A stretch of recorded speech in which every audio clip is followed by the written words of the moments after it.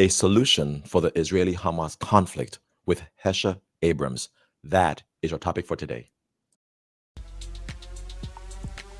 Welcome to the Lawyers and Mediators International Show and Podcast, where we discuss law and conflict resolution topics to educate both professionals and everyday people. Catch regular episodes on YouTube and anywhere you get your podcasts. Just remember, nothing in these episodes constitutes legal advice, so be sure to talk to a lawyer, as cases are fact dependent.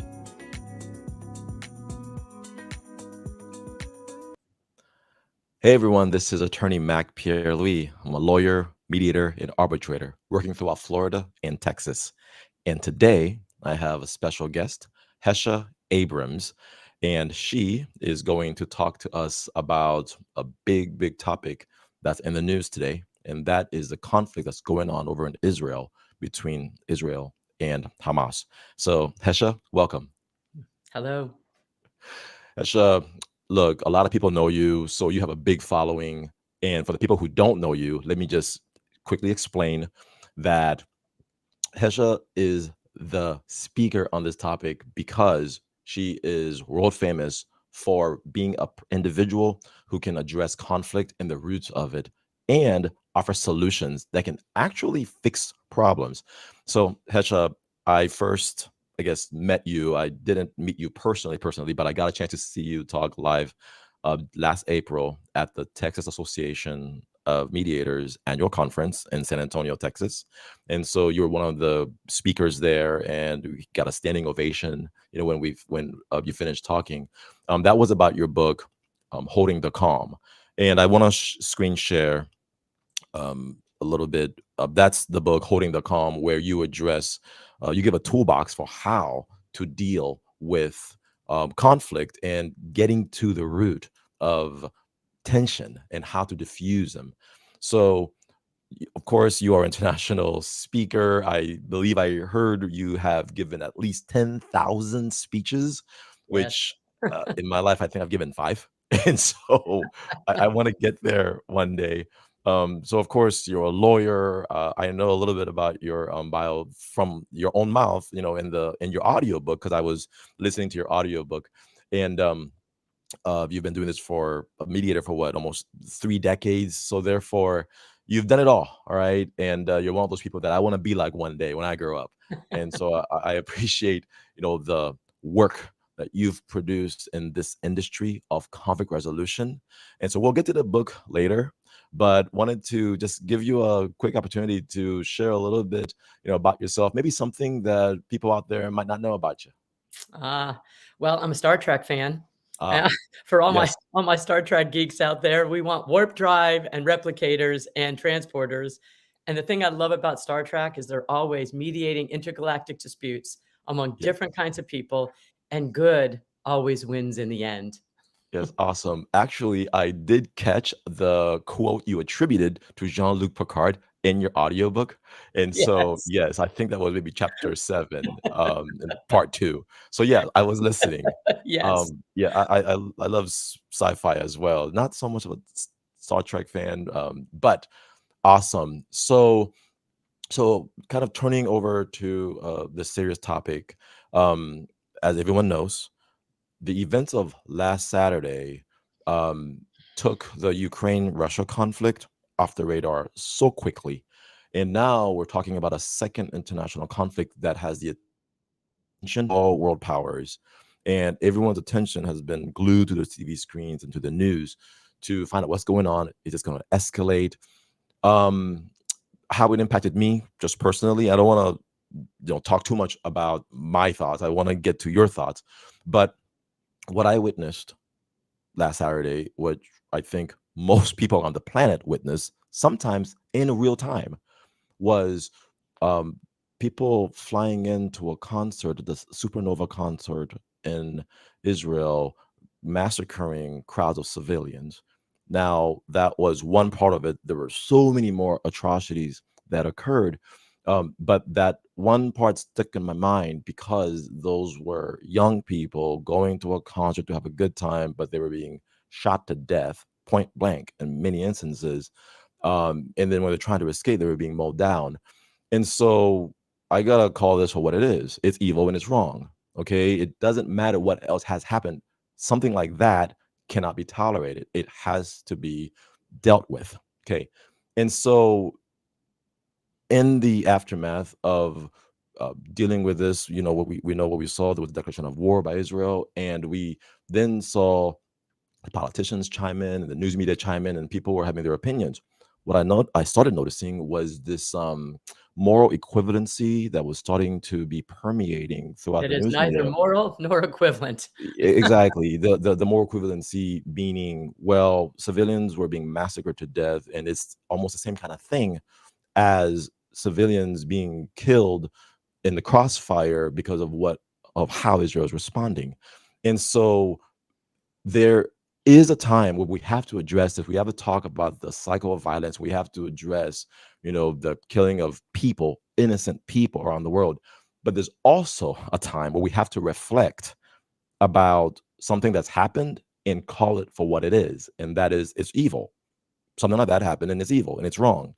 And people need to say that. And what I discovered is that there are people out there who won't say that. Okay. They won't take a stand against that because it's, maybe the fear of what people will think about them or not want to take a side. And I get all that. It's just that on a massacre of babies, on shooting people down at a concert, it needs to be called for what it is. And I think only when we start to identify the truth and speak the truth first, then we can actually have dialogue that can potentially resolve and address this underlying root issue that's blown up. Okay, this goes back decades. I know I'm not trying to, help resolve the whole thing totally, but for my part, we have to talk about that and Right, then say, okay, what then do we do about the conflict? Okay, right. so wanted to give you the floor. I want to just open up with that and get your thoughts, and then the topic for the day: a solution for the Yeah. Israeli-Hamas conflict. What is the solution, and what do you have to say about it? Yes, we Please. have a solution. Well, first of all, good for you and for all the good people that have the courage to stand up against evil. And what people don't realize is Hamas is a cancer that has infected not only Israel, but the Palestinian people. There are good Palestinians. My God, they have good jobs in Israel. They are treated well. There are Arabs in the Israeli parliament. There are rights for women and people of all sexual persuasions in Israel. It doesn't exist in Gaza. Gaza is literally Hamas is a drug lord cartel that has taken over Gaza, that has harmed the Palestinian people, and it literally is a virus, a cancer. And there's no cure by let's have win-win problem solving, let's talk about it. When that cancer is so bad, it needs to be eradicated. And that's just the truth. If something is that bad, the limb has to be amputated. But it's a poison for the Palestinians as well as the Israelis. So of course it's going to escalate. There's no choice as that cancer is running through the body. And when people don't stand up for evil, then the evil will come for you. And that was the lesson of World War II. The Nazis were vicious, evil. Hitler was vicious and evil. And it doesn't matter the initial target of evil. When evil erupts, it's going to then come for you. And let me give everybody an analogy. Has anyone ever heard of the canary in the coal mine? Have you heard of that, Mac? Yep. Yes. Okay. So let me explain it to maybe some of our listeners that haven't. It's a true thing, and it's pretty amazing. Miners have a lot of danger because a gas could escape and they can't smell it and they can't tell. And by the time they're aware of it, either they're passed out and they die and they can't get out of the mine. So miners will bring a canary in a cage deep into the mines with them because the canary is very susceptible to that gas. And if the canary drops dead, they go, out of here. Let's Yep. go. Let's hightail it out of here. Well, when evil erupts, it doesn't usually erupt in a huge way. It erupts in a target and it goes for that target. And when the canary starts to die, that evil is permeating over the whole world. And so if you look at even the Russia-Ukraine conflict, Russia took over the Crimea and the world didn't do anything. So they got emboldened. And then they took over Ukraine. And now I think they were very surprised that the world reacted like it reacted. But when you give evil a foothold, that's what happens. And it's just like in preventative medicine. If you've got a small little skin cancer, you cut it out. If it becomes big and all over the body, it's much harder to be able to do it. And then just to be a little light, because this is such a heavy topic we're talking about, I like to use a joking analogy of spaghetti sauce. Okay. Everybody has dropped spaghetti sauce on the counter. Everybody. Yeah. It's wet. You wipe it up with a sponge. It's no big deal. You let it overnight. You're scraping it off with a knife. You let it go 3-4 months or 3-4 years, and it's old and moldy and nasty. And that, my friends, is conflict. And so you have to nip things in the bud. And the problem that what happened here with Israel and Hamas is that Israel got complacent. Hamas was acting like nothing was wrong. And Israel wants peace so desperately, so badly. Half of the Israeli population would give the Palestinians a homeland. Half. Literally, that's how important it is. All Israel said was, we need some safety guarantees that you're not going to send suicide bombers in and send rockets in. And that's all they were asking for.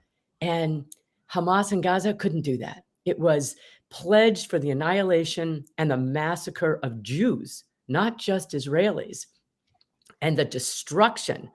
You can't talk to people who choose to do something like that. That's a cancer. And so because it was quiet and the desire for peace was so palatable and so strong, they allowed themselves to get complacent. And look what happened. Yeah. Well, that complacency isn't going to happen now. Now the cancer has to be eradicated, not just for Israel, but for the poor Palestinians as well. And the people that are doing this moral equivalency nonsense are blind. They don't see that. And so getting rid of that, all of a sudden, you can have a healing that can start to happen. But the cancer's got to get Yeah. eradicated. And I'm speaking firm and harsh, Yeah. but anyone who's had, God forbid, a cancer in their family, they know that that's the case. And unfortunately, Hamas put Yes. themselves in that situation, and by hiding missiles and armaments in schools and in hospitals and among civilians, they did that on purpose. They're telling civilians not. Israel's trying to get people to evacuate so they can go in and get rid of those tunnels, and Hamas is telling people to stay. Well, I feel badly for these people, but I feel badly for cancer victims, and it has to be done. It's just Yes. time where we have to be grown up and mature and say, you have to do what you have to do. Now, what are we going to do 3 steps later? And how do we do that? And that dovetails into a suggestion I have for a solution to this. Yeah. So just some takeaways from what you're saying. Appeasement doesn't work still, right? Nothing's Never. changed It since never Chamberlain, works. right? It never And works. so you have to address the issue. There's an issue of conflict. People are in conflict. People are tribal, and so they go into their camps. But if one side does something that the other side accuses them as being wrong, we got to get to the table and discuss it. Try to discuss it through words, because once bullets start flying and then people then look the other way and justify it, Right. then where does it stop? Okay. It Bef- doesn't. That was a lesson of World War II. Neville Chamberlain was a nice, kind man in England. And when Hitler took over Poland, mm, they honestly went, well, let him have yeah, Poland. it's not gonna Well, stop. you can't do that with drug lords. You can't do that with criminals. Like, we call them terrorists, but they're thugs. They're criminals. And I will tell you something else. I had a friend who was a psychologist who worked on death row Mm, with vicious, horrible, horrible men, like really terrible. And I asked him once, do you think evil exists like from childhood? Like, or is it just people that have been so traumatized that they're bent and torn and then they turn evil? And he looked at me hard and he said, I have seen pure evil. It's not remediable. It's not fixable. Whether someone turned it or they just were born with it, it's not remediable. It has to be eradicated. And it chilled me. And yeah. we're seeing that in the world now. Yeah. Just real quick before you move on to a solution. in my political science days, I had studied about Arendt, someone I mentioned to you a few minutes ago, and she was the one who wrote about um, Adolf Eichmann in Israel when after he was captured and brought for trial. Yeah. But she wrote a book, on a record on the banality of evil, and so that word, the banality of evil, that when Yeah. evil becomes acceptable or tolerated, when evil becomes something that is no more routine and everyday, Yes. that's when you see, as historians, we look back 70 years ago, and we imagine a Stalin able to just check off whole towns on a Yeah. list and just say, kill, kill, kill, kill. And the henchmen, the people who actually go into the killing, Yeah. they are gonna one say they were just following orders, that they didn't do anything wrong because that's just the system.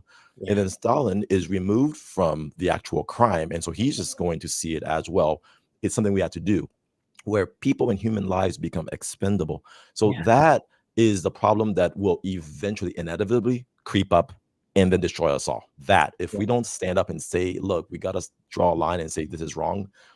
So anyway, that's the thing that bothered me the most this whole past week about the Yeah. equivalency thing. And um, you can protest and you can, support people not being butchered on all sides. However, you cannot justify what one side did just because, of buzzwords like decolonization or past racism. You can't justify moral wrongs now based Yes. on wrongs in the past, and I've seen a lot of that. Yes. Okay, Yes. so tell Well, me. there's an example. Let's just give people an example that's more close to home. Let's say that you have a teenager that's a drug addict, and in order to continue the habit, they start stealing and doing all kinds of bad things. And eventually, the family just says, "We can't deal with this," and they do the tough love thing, and they throw the kid out. And the kid is angry and mad and upset. Is that kid allowed to go in and slaughter and kill the family, rape and kill the children No. because he's upset? That's what's happening in Israel right now. And so much of what's going on with Hamas, it's not happening in the West Bank. The West Bank has a decent government. They're trying to actually govern. Hamas are thugs.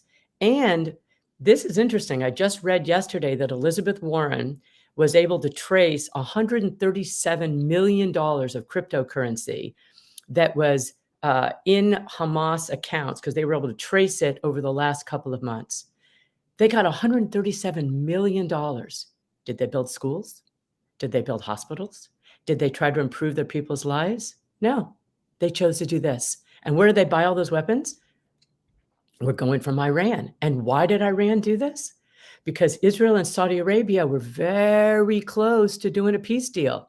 And Iran didn't want that like anything. So, what does a criminal do if they want to rob a bank? They set a fire at the house next door. So everybody is distracted and has to go over there. It's classic criminal behavior. Everyone listening who has anyone in their family in law enforcement or in the military, this is classic criminal distraction behavior. And that's what they've done. And that, my friends, can I segue into a potential Yes, solution here? absolutely. And like this show is on conflict resolution, so we're always trying to offer suggestions and solutions. And most of the time, we're dealing with people in interpersonal conflict, maybe in a divorce or custody battle. But for Mhm. now, we're going to segue to a solution on a global scale, on an international level. So please, Hesha, what is the solution for this Israeli-Hamas conflict? So and the United States is trying, but the United States can't do it alone. You know who's the one person who could be the savior and the hero of this entire situation? The King of Saudi Arabia. The king has a close control over his government. So when you look at the King of Jordan is a very, very good and honorable man, and he is trying to keep control over what's happening in Jordan. He had some of his crazy young men try to go to the border, and the king said, "Go home." And people listened. But his situation's a little more volatile. In Egypt, the situation's a little bit more volatile. In some of the other Arab countries, it's more volatile. The king of Saudi Arabia has a stable country that he is in charge of. And he is a wise and progressive man. And he's had a PR problem. He's had some difficulty in the past, and he wants to be important and valued and a leader on the global stage. If the king of Saudi Arabia has the courage to say, Hamas is a cancer, it must be eradicated, and I am going to make peace with Israel now. That would change the entire map of that area. He would immediately be catapulted onto the world stage and be embraced by all of the Western countries. The access for Saudi Arabia would be magnificent. Quite frankly, any past ills would be forgotten, and it would literally, the leadership that only he can provide would happen, and it would happen with a stroke of a pen. That's all he has to do. And he is the one leader that can actually do this. That would make this conflict short and quick. It would frighten Hamas, it would frighten Iran, and it would take all the oxygen out of the room, and it would just slowly die out. It would be magnificent show of leadership, and I would be calling on the king to step into that role because only he can do it. And then the United States would support it. So would the rest of Western Europe. So would the rest of the Arab countries. He could unite not only the Arab world, but the entire world around that. And Russia would shake in its boots a little bit because it would be a new world order that would coming if His Majesty would do this. Well, thank you so much for that. And I've just heard the suggestion within the last 40 minutes. So I was thinking about it as well as we were beginning the show, about what could this mean. Something that came to my mind are, well, would he do it? What are in your book you talk about self-interest and how you have to look at things from people's self-interest who are parties to a conflict. Now he's not necessarily a party to the conflict, but he's at the table to have a voice. And so what is in it for him self-interest wise, and then what are his fears? Why would he want to take that gamble? What do you think about that? Well, what's in it for him is world stage leadership. He would catapult Saudi Arabia to the world stage and him as leadership to the world stage and erase all the sins of the past in one fell stroke. That's pretty strong. So, what's the barrier is, well, he's concerned about the same politics that people are concerned about now talking about this. But the Palestinians are small. It's more of a small, aggravating voice. There's no real power there. And they've been affected by cancer. And if he talks about cutting out that cancer, and all of a sudden he starts supporting the government in the West Bank, he can start to bring civility and order into that situation. And who is the one barrier to him is Iran. Iran's an enemy anyway. And Iran is a cancerous state anyway, who Iran's having its own revolts because their government is a cancer on their people as well. So interestingly, this might help foment a revolt in Iran. How interesting would that be as a collateral benefit here? So Yeah. this could be a magnificent opportunity for him, and all world leaders have to seize the stage. It's not given to you. You have to be bold and courageous and have a vision to seize the stage. And the king is the only one who can really do it. Yeah. Now I don't know too much about the internal politics of Saudi Arabia, to, I guess, at the level of the sentiments of the people. But the name that just came to my mind a second ago was Anwar Sadat in Egypt. Okay, he paid with his life when he made the deal with Israel. And Yeah. so are things, you said that Saudi Arabia is relatively, stable, okay, when it comes to the king and having authority in his country. But is there any possibility that things could flare up that way, in a negative way, and within his country, that might cause him to not want to ever take this kind of risk? There's always that fear, but that fear can easily be minimized. The problem with Anwar Sadat was that Egypt was a kind of quasi-democracy. They had a Muslim brotherhood there that was very large, and it was very chaotic. So there was much more risk to him to do that. And yet, even though he paid for his life with his life, look what he did for Egypt. Egypt has progressed leaps and bounds because of that. I don't think the king suffers that same risk because it's not a democracy. He's got tighter control. And so the risk is, I mean, there's always that risk that a crazy person can, I mean, someone tried to shoot Ronald Reagan here, right? So there's always that potential risk for any leader, but the risk for him is the most minimal of anybody's. So for him to take the risk is minor compared to the magnificent gain that he would achieve. Yes. And so, Hesha, you have a pretty big following around the world, actually.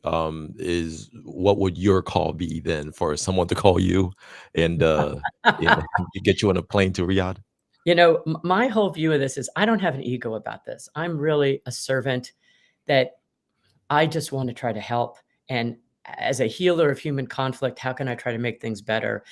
If there's some way that there is traction on this and it goes viral through whatever lines of back channel communication is possible, I know that Jared Kushner did a magnificent job on trying to get this treaty going. So I'm imagining he's already having those conversations.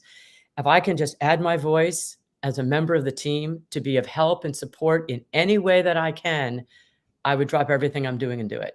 Yes. But I don't have an ego. You know, it doesn't have to be my idea or what I'm doing. I don't care. When you're trying to heal something, we all need to do it. And somebody will have access to the king.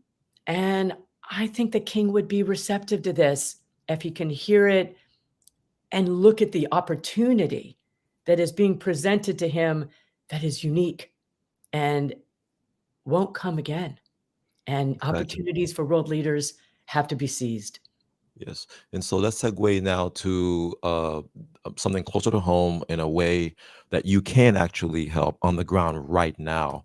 So tell us a little bit about the Shaldag unit. Hopefully, I'm pronouncing it correctly. I'll share my screen again. Um, of course, there's your website, but there is a page I have here called American Friends of Libby, Libi. I may be pronouncing it incorrectly, but your tell me just your stage is yours. Tell us a little bit about the calls for donations to help get bulletproof vests for Israeli soldiers, specifically Sheldag unit. You can learn more about it on Wikipedia. And this is, to me, bulletproof vests are defensive in nature, and so I have no problem, recommending and encouraging people to donate to this. But tell us more about Libby. And why we're having to do it. So Israel has called up all the reserve units, 300,000 of them. That is equivalent to the United States calling up 40 million people to serve in their armed forces. So this is people that served their time and now are, doctors and lawyers and truck drivers and restaurateurs and janitors are having to go back in. Well, Israel doesn't have enough bulletproof vests for the reserves. You have it for your soldiers. And so this particular unit, my son's friend, brother is in this unit. So that's why we know all about it. They were the first on the scene at the music festival where these people were raped, women were raped, and then killed. As the massacre happened, it was just beyond disgusting. They were first on the scene, and a number of the unit were killed because they just show up with guns and they don't have any bulletproof vests. So what we're trying to do is we had a source in Greece that the bulletproof vests are $1,000 each. And so we're trying to buy as many of them as we can and get them to Israel immediately. We've already raised about $30,000. We're trying to raise about 150,000 so we can buy literally, what are we talking about? Bulletproof vests for these people so that they can try to return the peace, return sanity, get rid of criminals. And that's what we should be thinking. Don't call them terrorists. They're criminals. They're just absolute criminals. So if anyone is interested in donating, it's in the show notes, and the information about the unit is in the show notes. And, God bless you for doing that. And our soldiers are just trying to do what they can to try to literally return us to the state of peace that Israelis so desperately want. If the Palestinians want a state, you've got half of Israel and half of American Jews supporting that. I would support that. We all support that. But you can't do it if you're a criminal state. Can't do it. And coming in with suicide bombers and raping and pillaging and beheading babies and burning people alive, it's just a level of evil that has to be eradicated.